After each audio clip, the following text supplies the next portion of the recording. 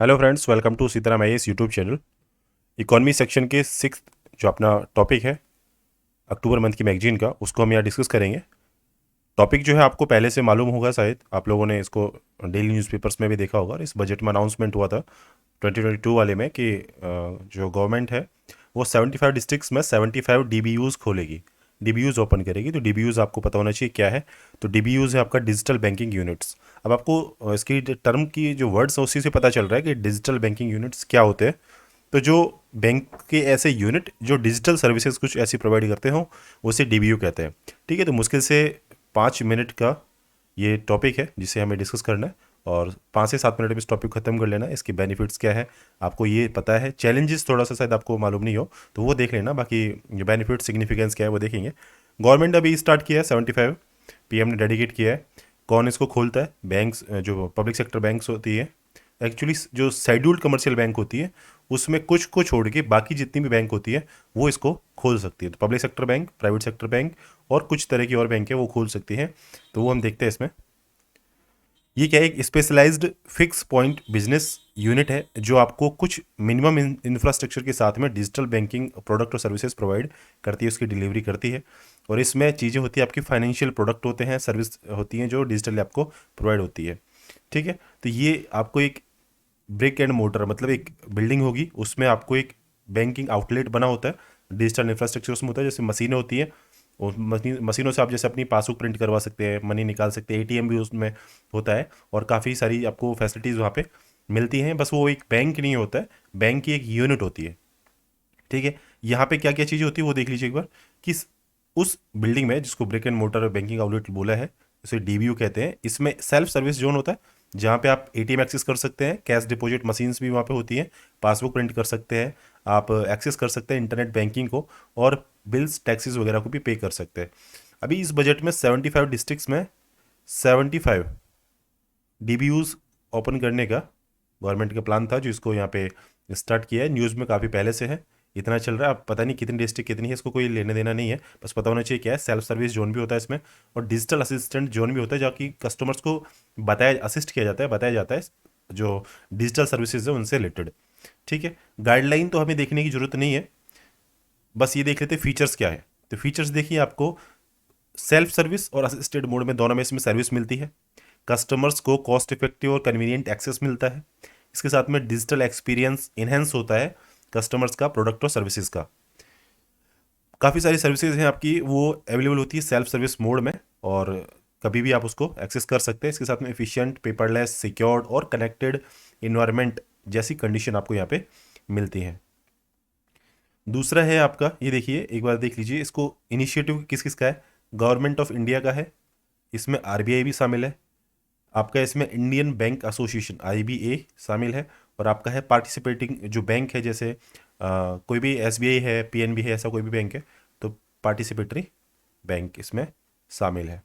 DBU को कोई भी सेट कर सकता है, ऑल शेड्यूल कमर्शियल बैंक कोई भी कर सकता है, लेकिन उसको छोड़ दिया, जैसे आरआरबी नहीं कर सकता, पेमेंट बैंक जो है वो भी इसको सेटअप नहीं कर सकते, और एक और है जिसे बोला है लोकल एरिया बैंक, एलएबी। ये तीन नहीं कर सकते। इसका मतलब आपका public sector bank, private sector bank इसको एस्टेब्लिश कर सकते हैं, जिनके पास कुछ डिजिटल फैसिलिटीज, उनके पास में इंफ्रास्ट्रक्चर पहले से मौजूद है। ओपन करने के लिए टीयर 1 टू टीयर 6 जो सेंटर होते हैं, सिटीज़ जो इस टाइप से होती हैं, वहाँ पे ये शेड्यूल कमर्शियल बैंक इनको ओपन कर सकते हैं, और अलग से गाइडलाइंस की कोई ज़रूरत नहीं होती है। आरबीआई पहले ही उनके लिए गाइडलाइन निकाल चुका है। बस जो शेड्यूल कमर्शियल बैंक है वो खुद आरबीआई की विदाउट परमिशन ये चीज़ें डीबीयू से सेटअप कर सकती हैं। एक जब भी एक चीज़ याद रखिए, मेंस के लिए मैं आपको ये पॉइंट बता रहा हूँ कि जब यदि आपको मेंस के लिए बैंकिंग सिस्टम से रिलेटेड यदि क्वेश्चन आता है तो आपको वो नेमोनिक्स जो है इसका मैं अगले वीडियो में बता दूंगा, लेकिन ये चीज़ें देखिए, साइबर सिक्योरिटी से रिलेटेड बात करना है बैंकिंग सेक्टर में, डिजिटल बैंकिंग कस्टमर्स जो होते हैं या फिर उनके कस्टमर्स की एजुकेशन होती है उसके बारे में, कस्टमर की ग्रीवियंस से रिलेटेड बात करनी है, role of board of directors का क्या होता है उसके बारे में बात करनी होती है, रिपोर्टिंग लास्ट में इधर से चलते हैं, इंफ्रास्ट्रक्चर एंड रिसोर्सेज के बारे में बात करनी होती है, प्रोडक्ट और सर्विसेज के बारे में बात करनी होती है, डिजिटल बिजनेस फैसिलिटेटर जो होते हैं जिन्हें अपन बिजनेस करस्पॉन्डेंट जो बोलते हैं उनकी बारे में बात करनी होती है, रिपोर्टिंग रिक्वायरमेंट्स क्या क्या है, कैसे कैसे उनके बारे में रिपोर्ट तैयार होती है, और क्या क्या फैसिलिटीज़ और प्रोवाइड करते हो। तो ऐसे आपकी हुई 8 पॉइंट्स हुए, ठीक है। इनसे रिलेटेड आपको बैंकिंग सेक्टर का क्वेश्चन आता है मेंस में, तो वहाँ पे बात करनी है। इसका निमोनिक्स मैं आपको शेयर कर दूंगा, उस टाइम पे इस जो पिक्चर है उसको भी अपन शेयर कर देंगे, ठीक है। तो ये आपको ध्यान रखना है। इसके साथ में सिग्निफिकेंस क्या है, इससे आपका फाइनेंशियल लिटरेसी, जो डिजिटल फाइनेंशियल लिटरेसी है वो प्रमोट होगी। ये जो डीबीओज होंगे as a digital financial literacy centre की तरह काम करेंगे, और इससे जो आपकी बैंकिंग प्रोसीजर है वो ईजी हो जाएगा, और डिजिटल बैंकिंग का जो एडोप्शन है ना वो भी बढ़ जाएगा। अभी आपको देखना है कि 1.40 बिलियन पॉपुलेशन इंडिया की हो चुकी है।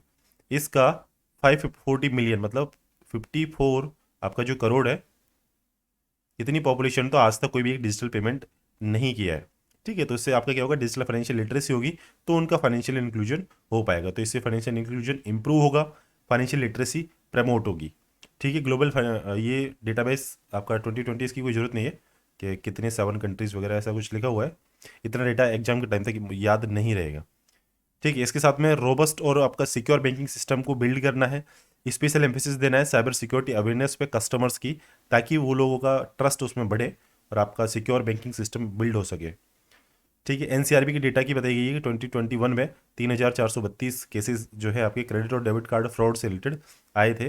बाकी साइबर क्राइम वगैरह की अभी एक रिपोर्ट आई थी, उसको मैं दूसरे न्यूज़ में शेयर कर दूंगा, तो वो डेटा आप नोट कर लेंगे। डिजिटल इकोनॉमी को स्ट्रेंथन करना है, और डिजिटल इकोनॉमी को स्ट्रेंथन करने के तरीके क्या है, तो ये आपको थोड़ा सा लिख लेना अलग से अपने मेंस की, जो आप बुलेट पॉइंट की फॉर्म में लिख सकते हैं कि डिजिटल इकोनॉमी को स्ट्रेंथन करने के तरीके क्या है।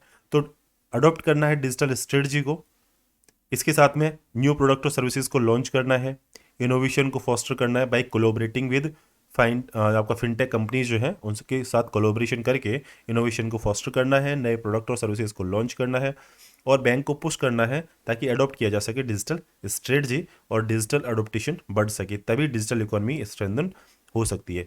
एमएसएमई रिटेल आपका लोन जो प्रोसेस है इसको एंड टू एंड फैसिलिटेट किया जा सकता है। क्रेडिट आपका क्रेडिट पेनिट्रेशन आपका बढ़ सकता है कंट्री में, तो ये इसके फैसिलिटीज़ हो सकती है। अदर बेनिफिट्स में हम बात करेंगे कि ऑपरेटिंग कॉस्ट घट जाएगी, क्योंकि जब लोग खुद सेल्फ सर्विसेज की ले सकते हैं तो उन्हें बैंक को ज़्यादा ह्यूमन इंफ्रास्ट्रक्चर डेवलप वहाँ पे इंस्टॉल करने की ज़रूरत नहीं पड़ेगी, लोग ऑटोमेटिकली अपनी मशीनों से अपने काम कर सकते हैं। यूजिबिलिटी आपकी इंप्रूव हो जाएगी, 24/7 बैंकिंग सर्विसेज होंगी, एटीएम मशीनें होंगी, पासबुक प्रिंटिंग मशीन होंगी, तो आपका वर्कलोड कम हो जाएगा, यूजिबिलिटी आपकी इंप्रूव हो जाएगी। आपका फिर greater personalisation of product and services होगा, जिसमें आपका आर्टिफिशियल इंटेलिजेंस को यूज किया सकता है और मशीन लर्निंग को, इसको शॉर्ट में लिखते हैं AI and ML, artificial intelligence and machine learning, ठीक है। इसके साथ में ट्रांसपेरेंसी सपोर्ट मिलेगा by reducing circulation of cash in economy, लोग डिजिटली यदि फैसिलिटीज़ लोगों को अवेलेबल होगी और उसको लोग कर पाएंगे, अडोप्ट कर पाएंगे, तो ट्रांसपेरेंसी भी सिस्टम में आ जाएगी, ट्रांसपेरेंसी को सपोर्ट मिलेगा। लेकिन अब देखिए, जो ये चीज़ आपको सब पता थी, बस आपको लिमिटेशन पता होनी चाहिए, लिमिटेशन क्या है। तो सबसे बड़ी लिमिटेशन है कि पब्लिक अवेयरनेस बहुत कम है, बहुत ही लो है। डिजिटल कनेक्टिविटी का इश्यू है, हायर साइबर फ्रॉड रिस्क वगैरह है, साइबर थ्रेट वगैरह है, और हाई इनिशियल कॉस्ट है, मशीनों को एस्टेब्लिश करने में, डीबीओ सेटअप करने में काफ़ी खर्चा आता है। और यदि ऐसा हमें बढ़ाना है तो हमें इस आपका सिक्योरिटी ऑफ हार्डवेयर है और सॉफ्टवेयर है, उनको ज़रूरत है सिंपल, एफिशिएंट और सेफ रखने की, ठीक है, क्योंकि उनका डेवलपमेंट, मेंटेनेंस और सिक्योरिटी है, ऐसे इंफ्रास्ट्रक्चर को बनाए रखने के लिए काफ़ी कॉस्ट लगती है, ठीक है। तो डीबीयूज़ के बारे में आपने इतना देख लिया, डीबीयूज़ आपके ड्रास्टिकली चेंज कर सकते हैं बैंक और कस्टमर के इंटरेक्शन को, और इंटरेक्शन को बढ़ा भी देंगे। इसके साथ में डीबीयूज़ की इसमें बताया कि आइसोलेशन में डीबीयूज़ काम नहीं कर सकते, एक कॉपरेशन की जरूरत होती है बैंक्स और कस्टमर्स के दोनों के, ठीक है। इससे क्या होगा, आपकी फाइनेंशियल एजुकेशन इंक्रीज होगी, डिजिटल इंफ्रास्ट्रक्चर इंप्रूव होगा, और साथ में साथ इंश्योर होगा कि there is a trust in digital banking ecosystem. तो ये जो वे फॉरवर्ड है ना, इसको आप यहाँ से नोट करके कट करके लिख लें, ठीक है। क्या चीज़ है कि डिजिटल बैंकिंग यूनिट, अब यहाँ से यूनिट को हटा दें, ठीक है, यूनिट को लिखने की जरूरत नहीं है, डिजिटल बैंकिंग आ गया, डिजिटल कोई भी चीज़ आ गया ना, तो वहाँ पे आप लिख देना बैंक की जगह कुछ और चीज़ लिख देना। तो डिजिटल कोई सर्विस है, उससे क्या होगा, आपका सर्विस प्रोवाइडर और कस्टमर की जो इंटरेक्शन है ना, वो ड्रास्टिकली चेंज हो जाएगी। डीबीयूज कैनॉट ऑपरेशन आइसोलेशन, तो डीबीयू की जगह कोई भी चीज़ आपने लिखा, कोई भी डिजिटल आपका करेंसी हुआ, डिजिटल आपका कोई प्लेटफॉर्म हुआ, तो वो ऑपरेट नहीं कर सकता आइसोलेशन में, तो ऐसे उसको भी लिख सकते हैं। और they will have to accompanied with effort in the direction of increased financial education, ठीक है, तो आपको फाइनेंशियल की जगह और तरह का एजुकेशन लिख दीजिए। डिजिटल इंफ्रास्ट्रक्चर वहाँ पे भी सेम रहेगा। और more importantly ensuring that there is a trust in digital banking ecosystem. तो जो बैंकिंग को हटा देना, वो दूसरा जो इकोसिस्टम आपका बन रहा है, जैसे डिजिटल एजुकेशन इकोसिस्टम, ऐसे आप उन टर्म को लिख सकते हैं। तो डिजिटल इकोसिस्टम, थोड़ा सा वीडियो 5 मिनट से ऊपर चला गया, लेकिन डिजिटल इकोसिस्टम, ये टर्म याद रखना। इंक्रीज्ड आपका फाइनेंशियल एजुकेशन, और थर्ड पॉइंट आपको याद रखना है digital infrastructure, improve digital infrastructure. तो इन डिजिटल इंफ्रास्ट्रक्चर की बात करनी है, डिजिटल इकोसिस्टम की बात करनी है, डिजिटल आपका पर्टिकुलर सेगमेंट का एजुकेशन है उसकी बात करनी है। एजुकेशन को इंक्रीज करना है, इंफ्रास्ट्रक्चर को इंप्रूव करना है, क्योंकि इंफ्रास्ट्रक्चर को इंक्रीज नहीं करना है, इंफ्रास्ट्रक्चर तो होता ही है, उसमें तो खर्चा आता ही है, लेकिन उसको इंप्रूव करना है, बेहतर बनाना है। इसके साथ में आपका जो इकोसिस्टम है, इकोसिस्टम को आपको क्या करना है, ट्रस्ट बिल्ड करना है। ट्रस्ट जो पब्लिक है उसका इंटरेस्ट, उसमें ट्रस्ट बढ़ाना है, इंश्योर करना है ट्रस्ट को। तो ये चीज़ आपको टर्म ऐसे कैसे याद रखनी है। और ड्रास्टिक चेंज वाली जो चीज़ है, ये आप वर्ड के पे भी यूज़ कर सकते हैं।